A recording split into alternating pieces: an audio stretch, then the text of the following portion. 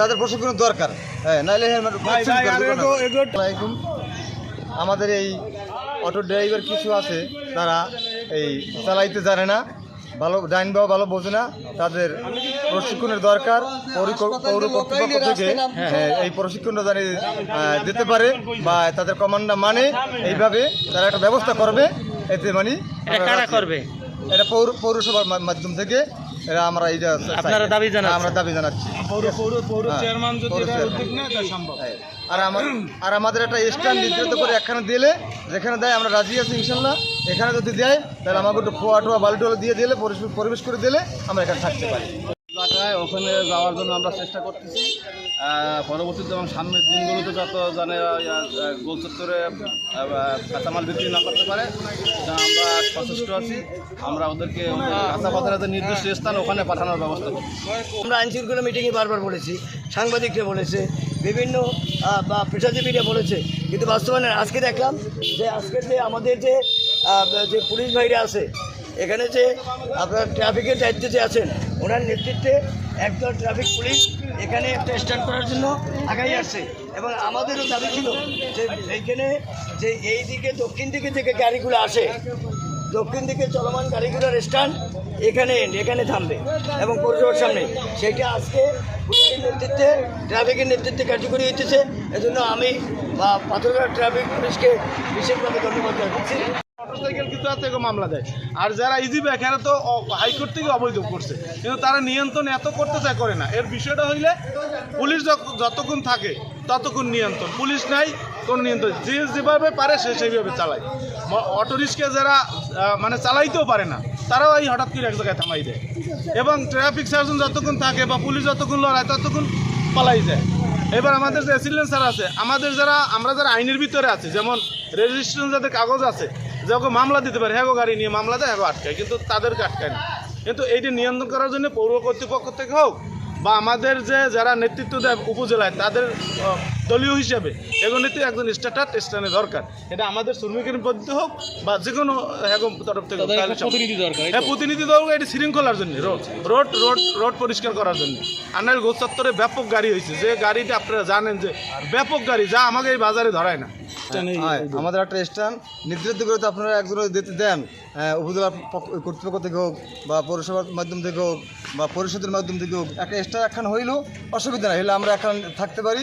আমরা নিয়ন্ত্রণে থাকতে আমরা চাই এবং গ্যাদারিং আমরা করতে চাই না। এই গ্যাদারিং করা ভালো না এবং গ্যাদারিং করে পরিবেশ নষ্ট হয়ে যায়।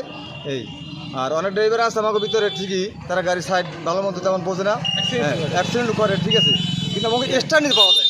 আমাদের প্রশিক্ষণের দরকার, আমাদের প্রশিক্ষণ দরকার আছে, ঠিক আছে, পক্ষ থেকে এটা প্রশিক্ষণের দরকার বলে। আর যারা যোগ্য চালানো, হ্যাঁ, আর যারা চালানোর যোগ্য তারা চালাইতে পারে, আর যারা যোগ্য না। দীর্ঘদিনের সমস্যা আমাদের এই পাথরঘাটার যে মেইন জায়গাটা যেখানে রিক্সা গাড়ি ঘোরে, সেটি হলো রাসেল স্কয়ার, যে আমার 4 রাস্তার মোড়। এই জায়গাটা সবসময় যে এই যানজটের কারণে মানুষ এমনকি হাঁটতে পারে না, বাচ্চারা স্কুলে যেতে পারে না, নারী শিশুরা নিরাপদে যেতে পারে না, কারণ সকল রিক্সাগুলো ওইখানেই স্ট্যান্ড করে ওইখানেই দাঁড়াই থাকে, জায়গায় কোনো গাড়ি চলতে পারে না। এই জট খোলার জন্য আমরা বলছি যে আশপাশের যে রাস্তার সাইড আছে সেখানে স্ট্যান্ড করে দেওয়া হোক। বিভিন্ন অথরিটিকে বলা হয়েছে, কিন্তু আজকে পর্যন্ত বাস্তবায়ন না। এবং সাংবাদিক ভাইরা এখানে যে মিডিয়ার যারা কর্মী, তারা আগাই আসছে যে এটাকে যদি প্রচার করা হয়, যে এখানেই যেন রিক্সাওয়ালা ভাইরা এখানে থেমে যায় এবং প্যাসেঞ্জারদেরকে এখানে যেন নামায়, ভিতরে যেন রাত এটা সবার যদি সহযোগিতা থাকে।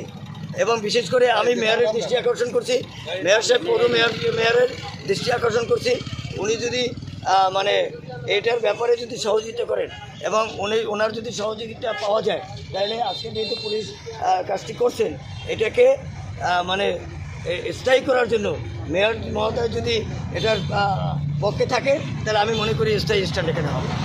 সকলকে ধন্যবাদ।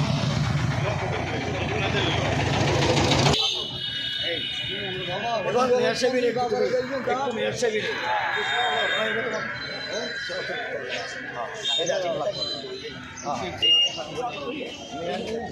দীর্ঘদিন আসলে মানুষের দাবি ছিল যে আসলে এটি বাজারের ভিতরে আসলে স্থানটি হবে না এবং এই পৌরসভার সামনে আজকে মূলত দেখলাম আপনার উদ্যোগে আসলে এটি কাজটি করা হচ্ছে মূলত কি উদ্দেশ্য নিয়ে এবং কার অনুমতি নিয়ে আসলে এটি করা হচ্ছে আসলে আপনাদের প্ল্যানটা কি বলেন?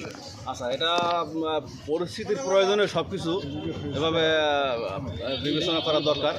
আগে অটোরিকশা বা ইজি বাইকের পরিমাণ কম ছিল, বর্তমানে ইজি বাইক যেহেতু উপকূলীয় এলাকায় এখানে কোনো কলকারখানা বা লোকজনের কাজকর্ম নাই, যেহেতু যাদের কোনো কাজ করা বা চাকরি বাকরি করার বা তেমন কোনো কাজ নাই তারা তো অটোরিকশা চালায়।